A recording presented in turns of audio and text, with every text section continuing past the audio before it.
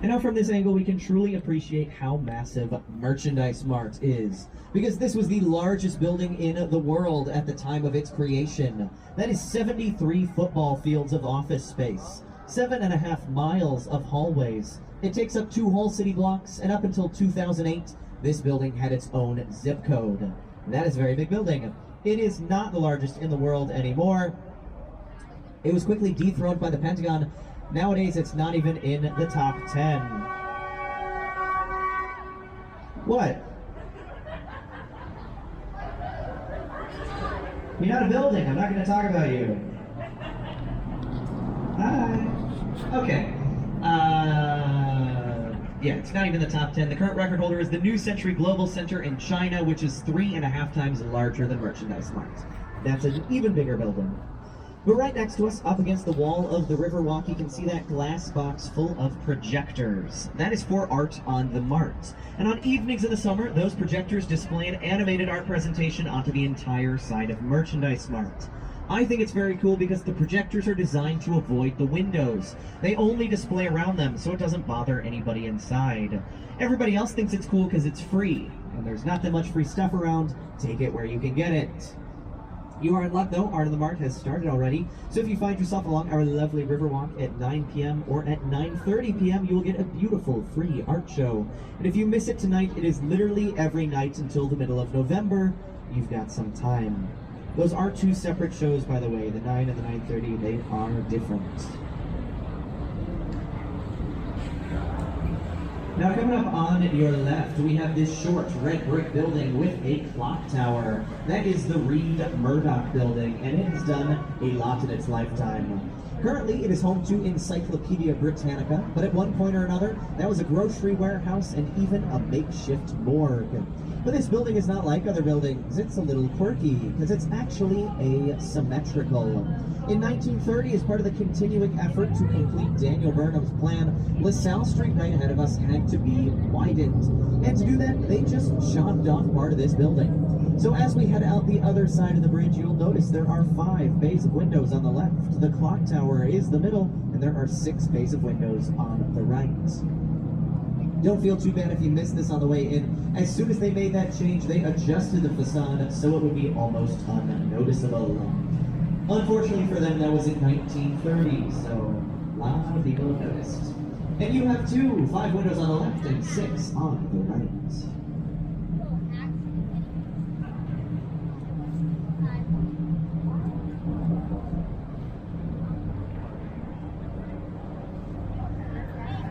Now back on the other side of the river, on the other side of the bridge, there's a very short, very angry-looking building, 55 West Wacker. That is a brutalist style building. Brutalism came about in the 1960s, at the height of the Cold War, with lots of social unrest. Businesses and the government were nervous, and they didn't want to be seen that way. So they designed in the brutalist style, using concrete and raw materials. They wanted to evoke this feeling of an impenetrable fortress right in the center of our city. I just don't think they were planning very far ahead for the future, though, because this building is now known as Danny DeVito between 2 supermodels, which is not the cool look they were going for. Supermodel right next door is the Leo Burnett building. It is a mystery. It does not fit into any one style of architecture, but it does have that belt around the outside, which is the same height as Mr. DeVito next door, to show that it gets along well with its neighbors. There is not much to say about this building. Luckily for them, the inside is home to the Leo Burnett Advertising Agency, which has created such iconic characters as the Jolly Green Giant, Tony the Tiger, Toucan Sam, the Keebler Elves, and the Pillsbury Doughboy, among others.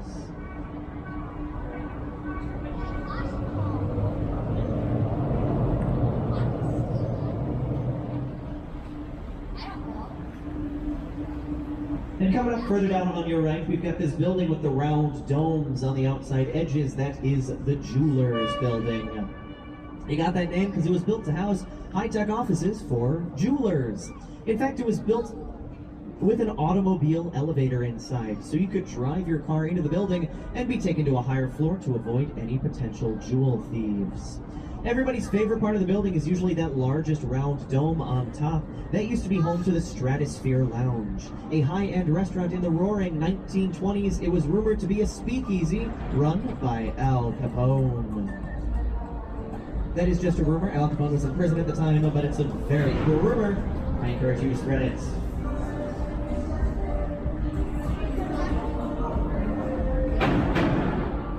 And again, on your right, we've got this green building with gold foil on top. That is carbide and carbon. It is meant to look like a giant bottle of champagne because it was built as a protest during Prohibition. Chicago said, if I can't drink alcohol, I'm at least gonna look at it. Although trust me, Chicago is still drinking alcohol. That's why Al Capone was in prison, that and taxes and some other stuff he did. But that gold foil on top is 24 karat gold. So if you've got suction cups and a Spider-Man suit, commit 2 crimes. Buy the building, steal the gold. Just kidding, please do not do that. You would not get much for it anyways. That gold is thinner than aluminum foil. It's a waste of your time.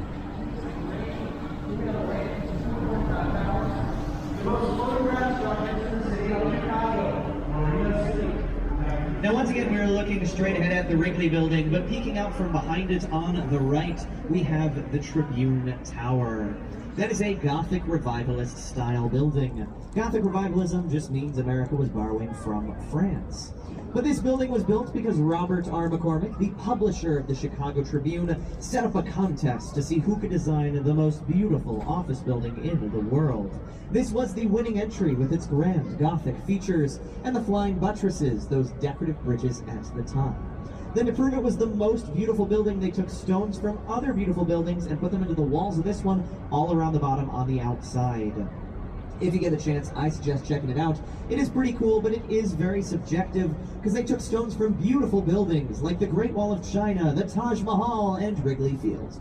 And I'm not sure those fair equals, but that is for you to decide. And when asked how they acquired the stones, all they had to say was, noble means. So I will let you sit and think about what that stood for. They stole them.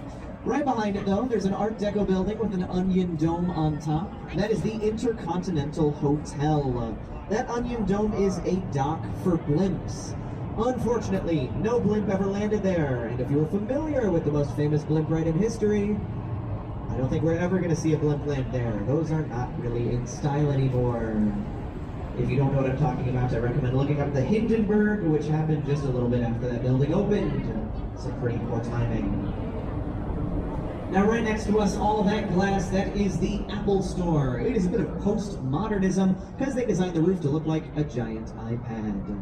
More importantly, right next to it, in between Fidelity Investments and University of Chicago, you will see a canyon of buildings.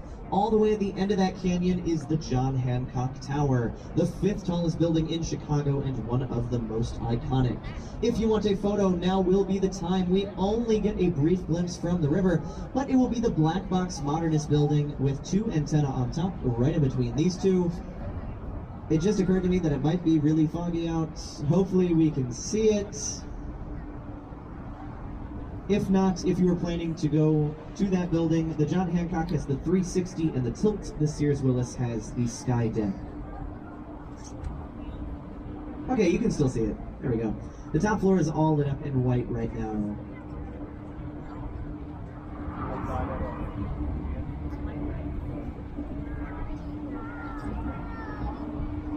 Now back on the other side of the river, we've got this building at an angle, the Swiss Hotel. It's actually a triangular shaped building because it was designed by Harry Weiss, that same architect who did the river cottages. That man really loved triangles. So much so, he designed a very similar looking building to this one further downtown. That other building is called the Metropolitan Correctional Center. So given the choice, stay at this one. And then right behind it, all those wavy balconies, that is Aqua Tower. Each unit in that building has its own unique balcony, which gives it this lovely waterfall effect, but it is done with a purpose, because each balcony is strategically placed to enhance views and to maximize solar shading. It's a very smart thing to do, done by a very smart architect named Jeannie Gang. We're going to talk more about her in just a minute.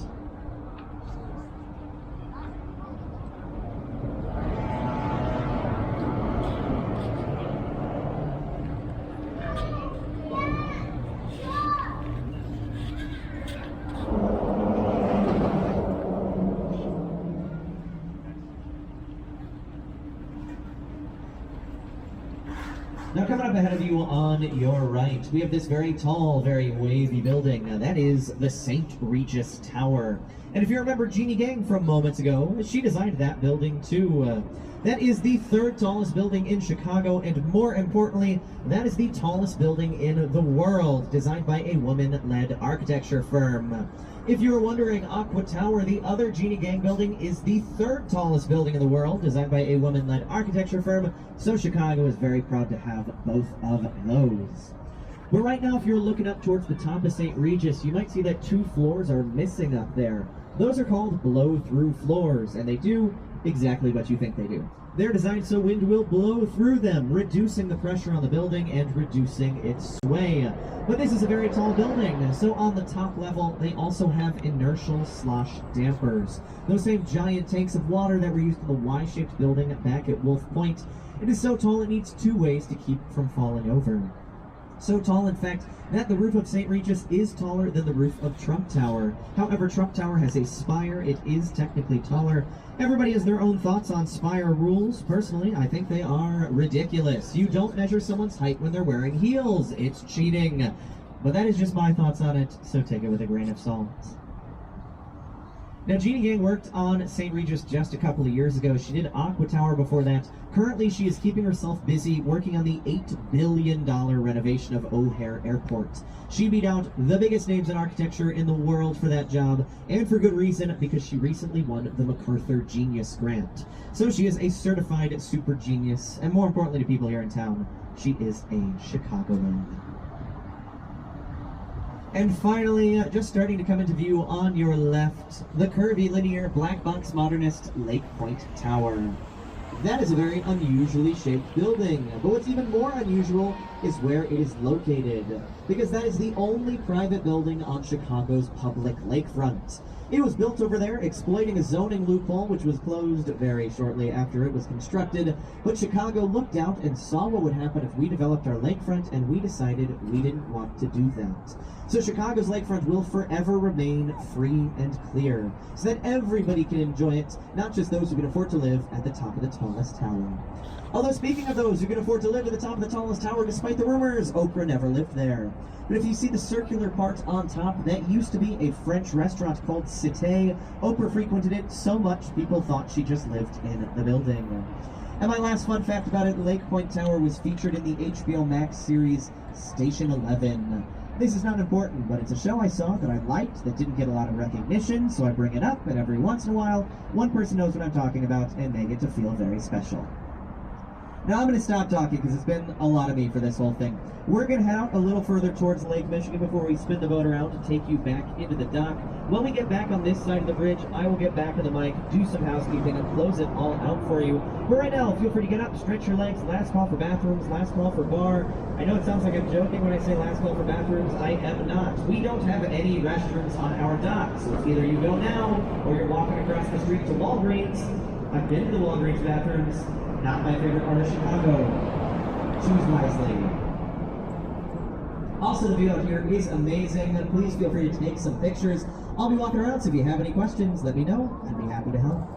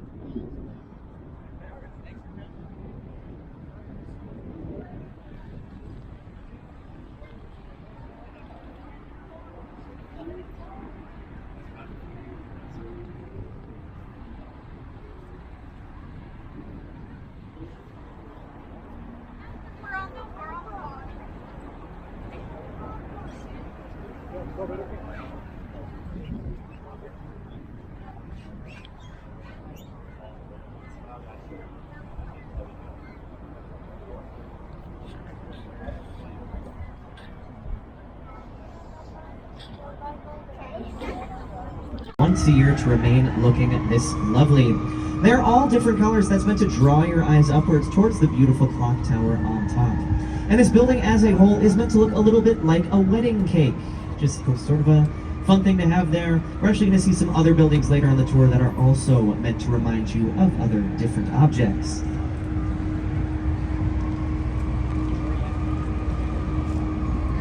My favorite thing about it, though, is that the Wrigley building right here was built using William J. Wrigley's chewing gum fortune. So if you have ever had Wrigley chewing gum, you didn't help build that. That was already there. But you did help someone get very, very rich. And isn't that what it's really all about? The Trump International Hotel and Tower, the second tallest building in all of Chicago. This is a style of architecture known as contextualism. Contextualism is all about complementing the context, blending in with the surroundings, which is why it has its name on it in giant letters. Kidding. It's why it's got that glass face that visually connects it to the water below, as well as reflects all of these beautiful buildings around it. You may also have noticed it has 3 patio-like things or setbacks. Each setback is the same height as the building near it. So that first one, same height as the Wrigley building. That second setback is the same height as this white rocket ship looking building right across the river. And that third setback is the same height as the big black box building right next door. Trump Tower was designed by Adrian Smith. That is a Chicago architect we will talk more about later on the tour. But right now, if you're just looking up at the top thinking, I wish I could live up there, looking down on all of us peasants below, good news, you can, for the low, low price of $20 million, which is what the penthouse most recently sold for. And I know what you're thinking, that feels a little low. You're absolutely right, the asking price was $30 million. They lowered it, so us regular folk could have a shot. $20 million, 4 bedrooms. Those better be really nice bedrooms.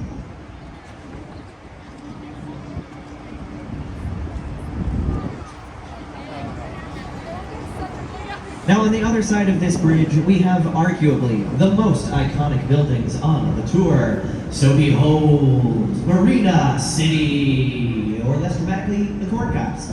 These are residential towers outfitted with parking, restaurants, offices, stores, a movie theater turned to the House of Blues, and judging by this crowd, it's got exactly what you're looking for. Those buildings have yacht parking. They are a city within a city because they were built in the 1960s when everything around us was an industrial district. Nobody was living here. So Bertrand Goldberg, who designed those towers, wanted to draw people into the riverfront. He wanted to draw people into the center of our city.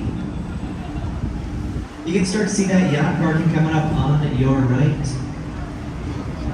And as we head out from under the bridge, fun fact about all the parking in Marina City, that is actually valet parking. You are not allowed to park your own car in your own building. They just don't think you'd be skilled enough to do it. So somebody else does it for you. Now, Chicago architects are trying to do their best to draw people into our riverfront, and there is no better example of this than right next to us, the fabulous Chicago Riverwalk, which might be a little newer than you thought it was, because this Riverwalk was originally designed on a plan for the city in 1909, but they didn't start construction on it until 2003, and it wasn't completed until 2016, so better late than never. Bye! Maybe he wasn't saying hi. I thought he was.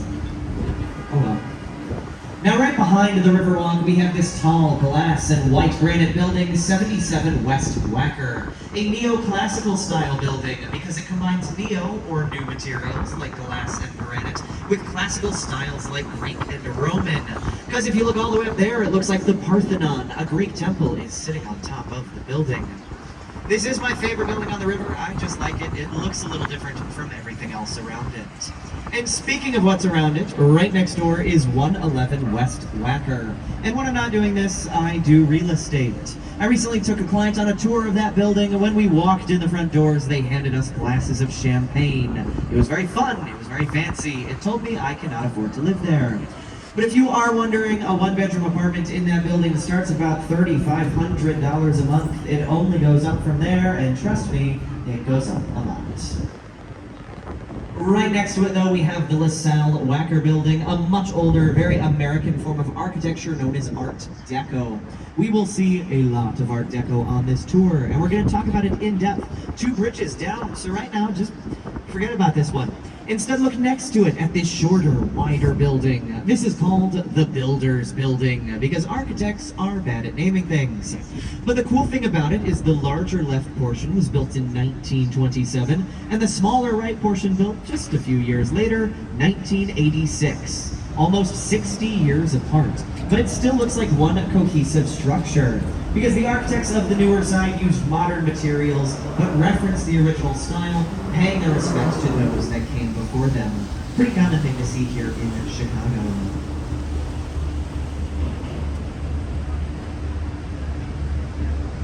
Now right behind me, right in front of you, is the Wells Street Bridge. And I know what you're thinking, Keegan, that looks like every other bridge I've seen today. Why should I care about this one? You're absolutely right. That does look the same. But this bridge is only 9 years old. It is a perfect replica of the original, which was here for 91 years. This one plans to be here for 91 more, and I sure hope it will be, because we're going under it.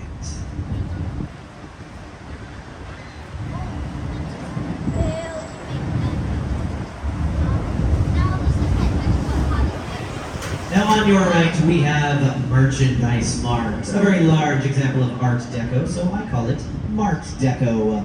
You're going to be able to identify this style from those deep inset windows, the vertical lines shooting up the building like a pinstripe suit, and the machine-made precision. It was built for the age of optimism here in America, those roaring 1920s. And watching over all of this, those heads on pikes, those are the merchant princes of Chicago. Big businessmen of the time who used their vast fortunes to help jumpstart this city, men like Marshall Field and Montgomery Ward. They may have been big businessmen back then, but this is now where seagulls go to do their big business. Now as we head out the other side of the Franklin Street Bridge, you are going to enter Wolf Point, otherwise known as the birthplace of Chicago. This is where all the branches of the river come together. It is where the city first got its start. So the land has been here for quite some time, but the buildings have not. Most of these popped up within the last 6 years. They are all very new, like this one right next to us, Wolf Point East. There's nothing important about this building, architecturally or historically, but my friend Salim lives there, which means I've actually been inside this one, and it is lovely! There's a wonderful pool. So yeah, I've got a friend with a pool. More importantly, right in front of you is River Point, the Hot Pocket, or McDonald's Pie Box, or deodorant-shaped building. Everybody sees something different, call it whatever you want, everybody does. But it is still contextualism. It's got that curve in it to mimic the curve in the river, complementing its surroundings. We're going to start to head up the north branch of the Chicago River, but before we do, I want to draw your attention to the left where the Lake Street Bridge is. If we get lucky, we'll get to see a train going across the bridge, a classic Chicago photo. If we don't get lucky, we're going to come back this way, we'll get a second chance. And if we don't get lucky then, there's a lot of trains, there's a lot of bridges, you'll get a picture of something.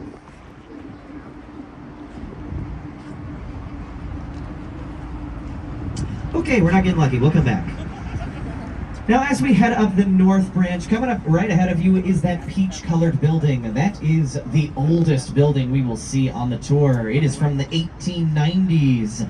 There are other older buildings here in Chicago, but you cannot see them from the river, so that's the best you're going to get today. Now this building is Fulton House. It is a former meat packing plant. It also happens to be where I fell asleep on the tour, so hopefully that does not happen this time. Obviously, not a meatpacking plant anymore. In the 1970s, that business was dying down here in Chicago, so this building was renovated, turned into a residential one so it could remain relevant. Unfortunately, one very important thing was forgotten while all of this was happening, which is that this building was a freezer for a very long time. And so it is said that it took 3 months for the building to thaw out before they could even begin working on it. Right across from it, though, we have this raised bridge right here, the Carroll Street Railroad Bridge. And this is a great example of how our bridges work. Because on the back of it, there is that giant chunk of concrete. That is a counterweight. As the counterweight is raised and lowered, the bridge itself raises and lowers. All of our bridges work like that. The other ones just have their counterweights hidden, so they look a little bit nicer, a little newer than this one does. And rumor has it this bridge is lowered once a year for about an hour, so one truck can go across and it will remain in active status. I say rumor has it because nobody I know has ever seen this happen, so maybe someday. But right across from the bridge again, we have these triangle-shaped buildings, the River Cottages, designed by Harry Weiss, an architect who loved triangles. But even more than that, he loved sailboats, so he designed these in the shape of a sail with round porthole-like windows. Now, as we head under this bridge, you're going to be able to see how Chicago has changed its mind on our river a little bit. Because on your right, you're going to see this big blue building, the East Bank Club. But we're actually looking at the back of the building. It was built in the 1980s when this river was kind of gross. People didn't want to look at it, think about it, have anything to do. And so far, it seems to be working. Now in just a moment, Captain Kimball is going to expertly spin this boat around and take us down the South Branch to show you more of our city. But right now, feel free to get up, stretch your legs, use the restroom, visit the bar, do what you gotta do. I'll be walking around in case you have any questions.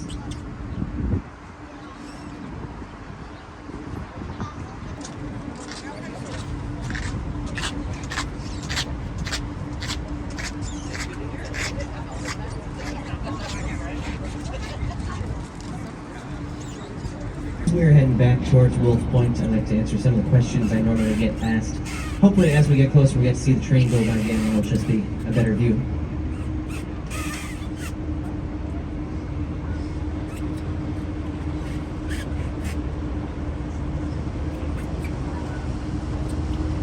I was asked what's the oldest building in Chicago, and it turns out I just don't know the answer right away. My guess of one of the oldest would be the Water Tower, which is one of the few buildings that survived through the Chicago fire, which burned down most of the city. We're going to talk about that later, but that would be my guess, is the old Water Tower. I have to look that up now. This is embarrassing. Okay.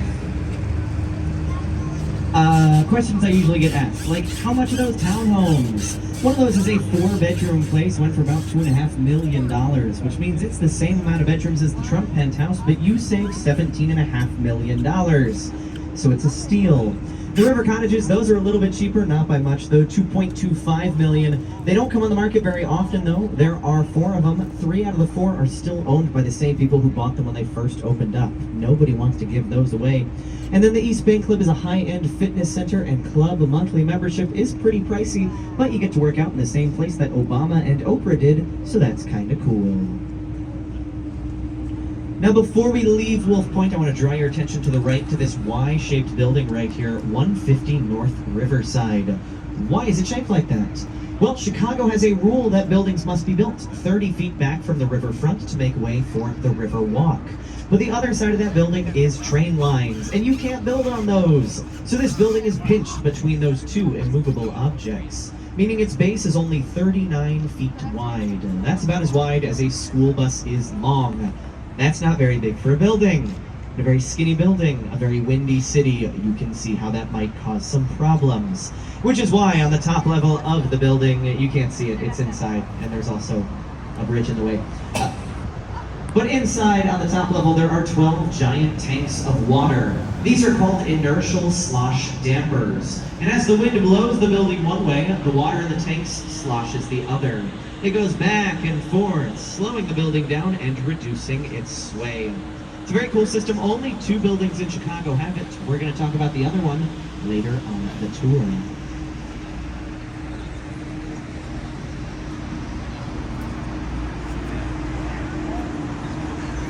But right now, coming up ahead of you on your left, right on the other side of this bridge, there's this tall glass building, 110 North Wacker, otherwise known as the Bank of America building. And if any of you are patrons of Bank of America, congratulations! This is what your money's been going towards the past couple of years. A building like this takes about 3 years and $800 million to make. You built a very expensive building. I hope you like it. Now you can see that they dealt with that 30-foot setback rule too. They just decided to do something different. They vaulted the 3rd floor and held it up by these giant metal tripod legs so that people could walk underneath. This way, they were making the most of the space they paid for, but still following those rules Chicago put in place, providing for the public.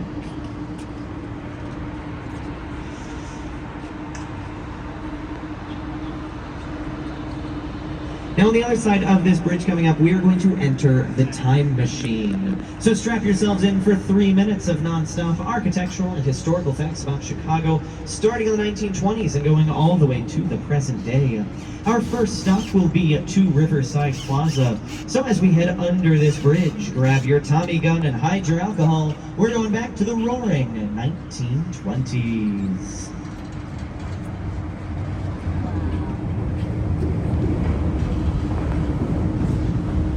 But you already knew this building was from the 20s because it has those inset windows, the pinstripe suit, and the machine-made precision. It was built for the age of optimism here in America, those roaring 1920s. It's an Art Deco building. Unfortunately, it was built in 1929. And if you're familiar with U.S. history, you're aware of what happened next. Everything went bad. There was the Great Depression, and then we went to war. So for 25 years here in Chicago, there were almost no office buildings built. At the height of the Roaring 20s, buildings popped up all over the place. But by the end of the 20s, there was a huge surplus with no demand. But don't worry too much, because on the other side of this bridge, it is 25 years later. So grab your space suits and your Cuban missiles. We're going back to the 1960s.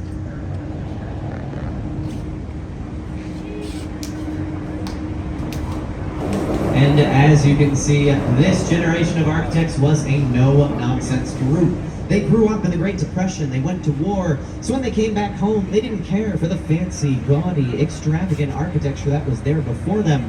So where there once was elegant cathedrals, they now built big black boxes, like Gateway Center 1 and Gateway Center 2. This is known as black box modernism, and it was popularized by Mies van der Rohe, an incredibly influential architect of his time. His famous saying was, "Less is more." So when he designed a building, he wanted to show off the functionality and the thriftiness. He didn't want to have to worry about how many gargoyles each of his buildings should have. And if he added anything at all, it was a plaza around the outside for people to gather. Because he wasn't building for religious leaders or merchant princes, he was building for the working class. Now we are leaving the 60s, we're entering the 70s with Gateway Center 3. This is international style. That's because buildings like that popped up in cities all over the world in the 70s. It was a cookie cutter, copy-paste type of building that could be thrown up wherever one was needed. Basically, if you asked a 5-year-old to draw a building, that's what you're gonna get. It is very simple, it looks a lot like modernism, but it is its own unique style. They used new materials and added a splash of color, so it's a little softer, a little warmer than just the plain steel that came before it.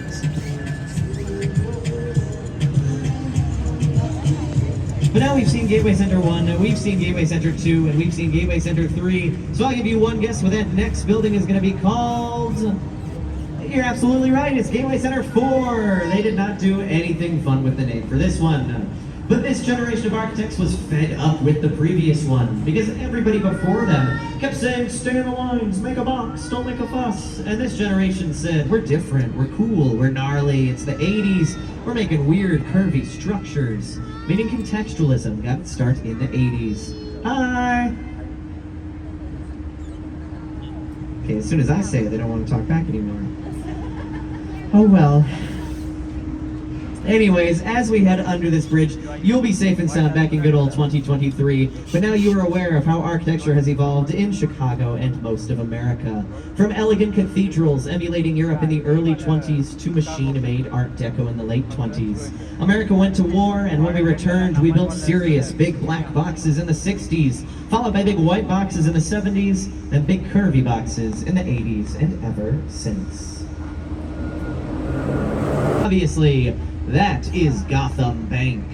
If you remember, in the opening scene of the movie, Joker's gang ziplines down onto the roof of this building, they rob the bank, and at the end of the scene, Joker drives a school bus out the side and escapes down this street. He thought he was getting away with a bunch of cash. He probably just got away with a bunch of old catalogs, because that is not Gotham Bank. It is Old Main, Chicago's largest post office. Although, as you'll see in a moment, not a post office anymore. It is now offices for Uber and Walgreens, among other businesses. But while Batman was filming here, this building was deserted. So it's a great example of how Chicago keeps our architecture. We will take a rundown building, keep the beautiful exterior, but renovate the inside, bringing some life back to it. Now, Captain Kimball is going to take us a little further down the South Branch before he spins the boat around, takes us back up it. But I'm going to stop talking about buildings for a bit because there are not that many down there. Instead, I'm going to switch to story time. Tell you some stories about the history of Chicago that help explain how the city took the shape it has today. And we'll do it on the other side of this bridge. This is usually a very loud bridge. All right. So some of you may have heard about a certain Chicago fire. Kind of big deal, lots of people talked about it. Well, this fire happened on the night of October 8th, 1871, just a few blocks away from us, right over there to your right. It started as a very small fire, but 30-mile-per-hour winds whipped it up into a blazing inferno. And at this point in the city's history, this river was gross. It was a sewer, and it was covered in a sheet of oil. These 30-mile-per-hour winds had created literal fire tornadoes, which were moving closer and closer and caught the river itself on fire. The wind continued to push it, and the fire spread to the rest of the city, burning most of it down. In the end, 18,000 buildings were destroyed, 100,000 people were left homeless, and 300 more perished in the fire. Chicago was devastated, and they were looking for someone, anyone, to blame for this tragedy. So they picked the obvious choice, and they blamed a cow. Some of you may be familiar with this legend. Chicago has been spreading it for quite some time. The legend goes that on that same fateful night, in that same fateful place, Mrs. Catherine O'Leary went to sleep. But in the barn next door, her cow stayed awake. And this cow purposefully and with malicious intent kicked over a kerosene lantern, lighting the barn on fire, and soon the whole city with it. And like any good legend, it does have a kernel of truth to it, but a lot of it is made up. We do know that Mrs. Catherine O'Leary was a real Irish Catholic immigrant woman. We know she had a barn, we know she had a cow, presumably she had a lantern. We don't actually know how the fire started. In the end, though, it doesn't really matter, because we know it ended with this city being destroyed. And what are you going to do when your whole city burns down? Well, Chicago is a city of second chances. It is a city of redemption. So they called in architects to help rebuild. And these architects started using steel. So when Chicago 2.0 rose from the ashes, it was the birthplace of the first ever 10-story steel frame skyscraper. And a whole city coming back from a fire, surely a story of redemption. But Chicago wasn't done just yet.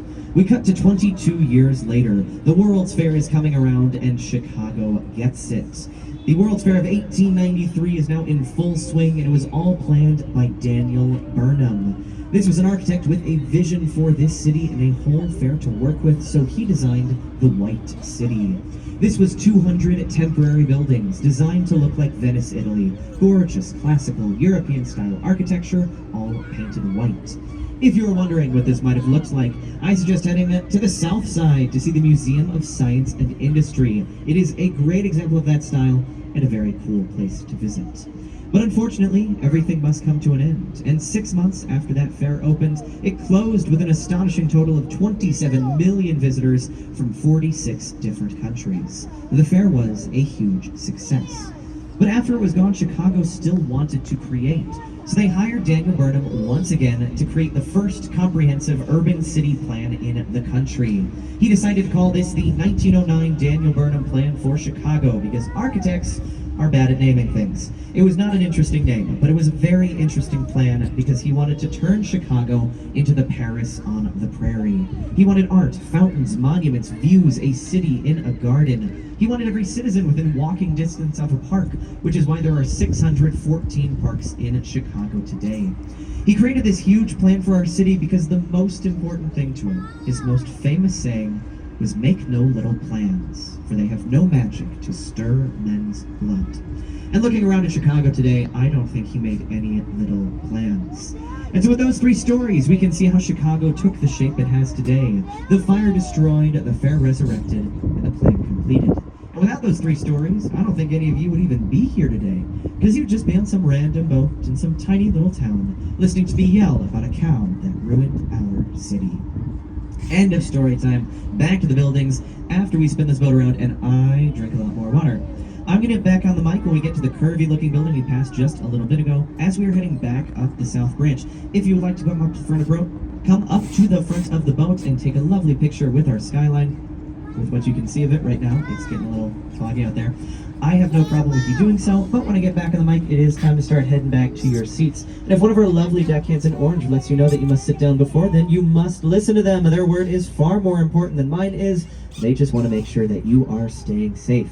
But right ahead of you with the round barrels on top, resembling a queen's crown or a queen chess piece. That is 311 South Blacker. She debuted in 1990, and every night since, her crown has lit up the night sky. Unfortunately, it also lights up the night sky for birds flying through, minding their own business. The birds are attracted to the light, they mistake it for the moon, and they crash right into it. So we now dim the lights for any bird migrations. It just works out better that way. The Princess is the Art Deco building on your right with the statue on top. That is the Chicago Board of Trade. And the statue is Ceres, the Roman goddess of agriculture and grain. That's where we get the word cereal from. If you could see it up close, you would see it is done in the Art Deco style. It is sleek, pristine, machine-made, and faceless. It looks like an Oscar statue. The main difference, it's 30 feet tall and hard to give a speech with. But you may recognize this building if you saw Batman, because that is Wayne Enterprise. However, in real life, as the Board of Trade, this was the tallest building on our skyline for 35 years. From 1930 to 1965, the Board of Trade towered above all the others. You might have noticed, it is not doing that anymore. If you did not notice this, you certainly will on the other side of the bridge, because here he comes now, the king of Chicago himself. It's the Sears Willis Tower. The prime example of black box modernism here in Chicago. He is tall, dark, and handsome. And oh boy, is he tall. That was the tallest building in the world from 1974 to 1998. 24 years is a long time to hold that title. But how did they build it so tall? Well, I don't like to think of it as one building. I like to think of it as 9 smaller buildings grouped together at the bottom. They rise up, holding each other together as they go, making the whole structure stronger. It's kind of hard to see with all the clouds right now, but only 2 of those smaller buildings make it to the full height at the top. That full height up there is 110 stories, 442 meters, or 1,451 feet. Hopefully, as we get a little closer, we'll be able to look directly up at it and see the top. That is still the tallest building in Chicago. It is not the tallest building in the world anymore. That honor currently falls to the Burj Khalifa in Dubai. That building is a little over half a mile high. For reference, that is 2 Sears towers stacked on top of each other. That is a very tall building. But why else should you care about it? Well, the Burj Khalifa was designed by Adrian Smith. That is the same Chicago architect who designed Trump Tower, which means Chicago is home to the world's tallest architect. Because the buildings he designs in real life, he is 5'7", he's a medium-sized king.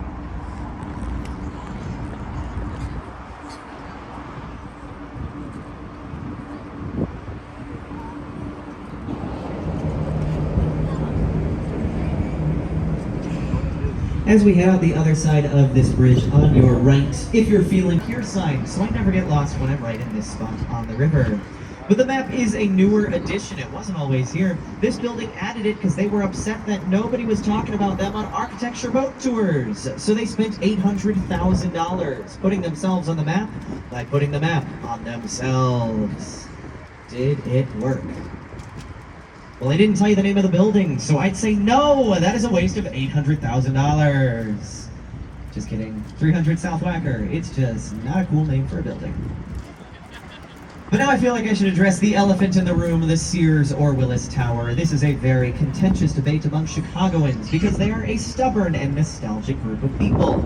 So they're still calling it the Sears Tower, the original name for the building. However, in 2009, Willis Insurance began leasing the naming rights. It has been Willis Tower ever since. For someone like me who just moved here, it sort of feels like my teacher got married during the school year and dropped her maiden name. So I don't care what you call it, but if you want to look local, Sears is probably the way to go. Okay, it looks like we can almost see the top up there. And it's pretty hard to see, but you might be able to just make out that there are some glass boxes on the outside there, up at the top. That is the sky deck. If you are brave enough to do so, you can step out into those boxes and look down past your feet over 1,000 feet below you. I would not do it today. I don't think you would really be getting your money's worth for that. But any other day, very fun.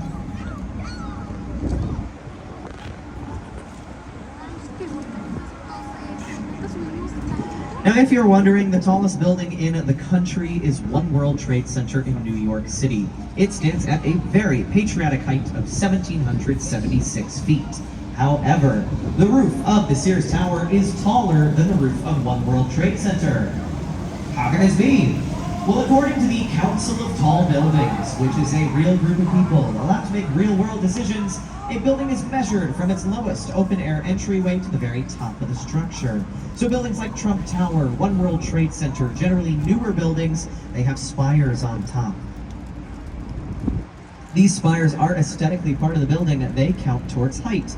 Buildings like the Sears Tower have antennae, which are mechanical equipment and do not count towards height.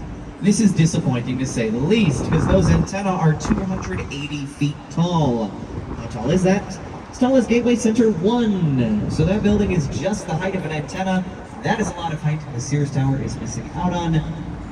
Also, just to help prove how tall the Sears Tower is, you couldn't see the antenna because of the fog. Oh, now you can. If you look back right there, you can see one. There we go. That's such a great view. Now there's a bridge in the way, but I'll get to you right now.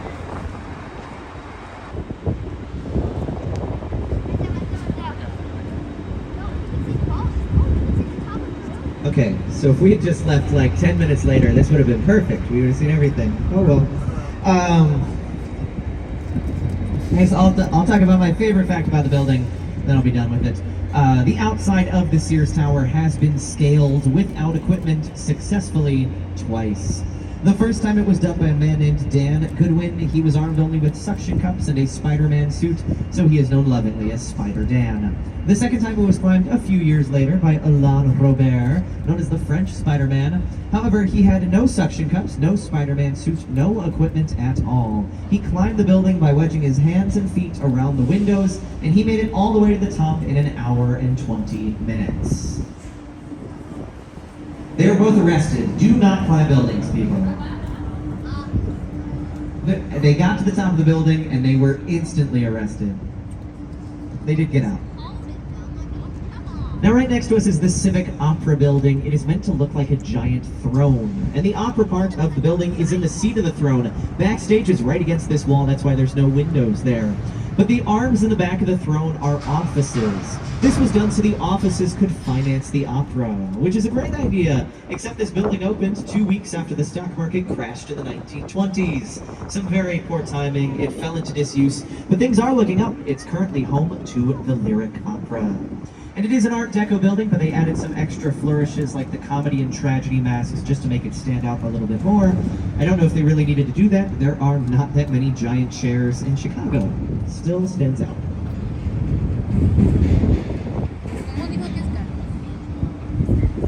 Now on your left we have the Boeing building. But this wasn't always Boeing's building. It used to be Morton International. That's the salt company. And if you look up at the top, you can see a steel plate with holes cut out of it. That is a bit of postmodernism. Postmodernism is a style all about doing creative, playful, interesting things with the structure. And Morton designed this building, so when you're looking down from above, it looks like a giant salt shaker. Speaking of salt, I'm getting a little hungry. Luckily, we can do something about that. At the bar downstairs, there are chips, pretzels, nuts, everything you might need if you're feeling a little snacky. But don't take it from me, take it from the kid in blue. He loves the pretzels. Yeah!